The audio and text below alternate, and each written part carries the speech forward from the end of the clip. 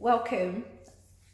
I recently threw out to you all the opportunity to ask me anything. I'm Laura, aka Auntie Lollipops, to her young nieces and nephew, and I'm a widow, and I'm passionate about talking and getting the conversation started about those subjects we don't really want to talk about, like death and dying, so they feel like a little less scary.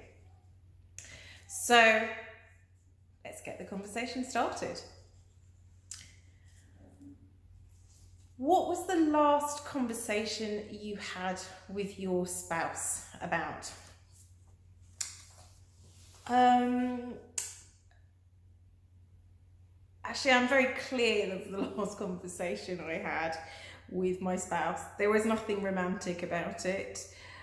All of those expectations that I had about, that they build up in films, etc., about those last hours and that you have huge amounts of time. No, it was filled with admin. I had to get some paperwork done if it was going to make everybody's lives easier after he'd gone. He also had a really big family and kids from a previous marriage. So, I had to cater for quite a number of people, and I don't think you expect that. I equally don't think you expect, and certainly with me, the rate of my husband's decline from the moment that he went to hospital for what turned out to be the last time, was a pretty rapid decline. And I do remember standing on the stairs chatting with the solicitor saying, no, you need to sort this paperwork out now. We will not be getting in front of a judge by Friday. I was talking to him on the Monday and my husband died very early on the Thursday morning. So I think that the thing is at the end of the day, you have all these ideas of what you are going to say in those moments, and it's all going to be, but the reality is far from that. Well, certainly that was my experience. And there were also last minute changes about what my husband wanted to do. He then wanted to be buried rather than cremated. And yeah, I hadn't cremated anybody either, but I hadn't got a clue how to bury somebody. So there came the search engine and I was Googling how to bury somebody. That's not the space that I expected to be in. There was certainly no romantic conversation at the last hours.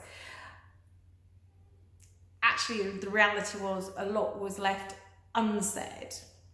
And it took me quite a long time to come to terms with what was unsaid. And I did, for many months after my husband had died, write a lot of letters sitting by the graveside, asking questions, challenging the status quo, kind of trying to find answers. Answers I was never really going to get. Clearly he, by that stage, died. But when I sit back, look at the whole piece, there are two things that comforted me. One was that nearing the end, he asked that it was only me who would be present at the end, which I think was, an honour to me and an honour to be in that space. And that he died at 5:47 a.m. Why that should matter? It gives me strange reassurance because that was the time of the train that I met him, or that we caught and I met him on. And it was almost like a final nod as he stepped into wherever it was he was stepping into. And strange though it might seem, it gave me a level of comfort and as if it acknowledging what had been. So yeah, not major conversations, not as I expected, certainly no romantic ending where anything left, unsaid was said. I think, that films do not portray that well. So hopefully that answers your question. Thank you.